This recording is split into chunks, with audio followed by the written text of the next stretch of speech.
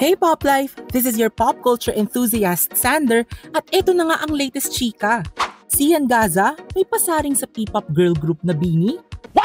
Matatanda ang noong July 7, nag-post si BINI member Aya sa kanyang IG story ng kanyang saloobin patungkol sa nangyaring invasion of privacy sa kanya sa Cebu kasama ang kanyang pamilya at mga kaibigan. Ayon kay BINI Aya, mayroong ilan na kinuhanan siya ng picture at pinost pa ito in real time sa social media nang walang consent niya at for clout lamang. Ibinalandra pa raw ng iba ang kanyang location sa Cebu na ikinabahala ng nasabing BINI member. Humirit naman nitong July 8 si Zian nang mag-post siya ng open letter sa kanyang official Facebook account kung saan nagbigay siya ng unsolicited advice sa mga miyembro. Aniya, wag daw silang tumatambay sa labas kung nais nila ng personal space at privacy.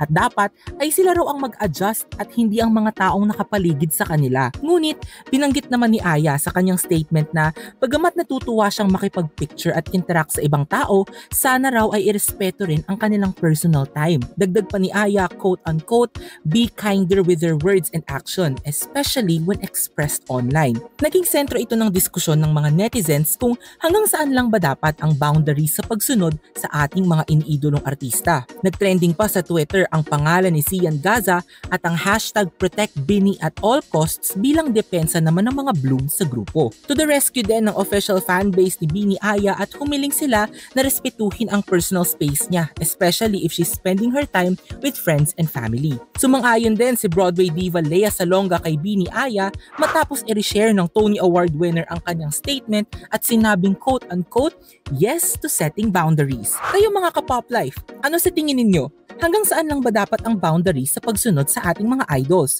Don't forget to comment below and follow poplife.ph because you can't miss out.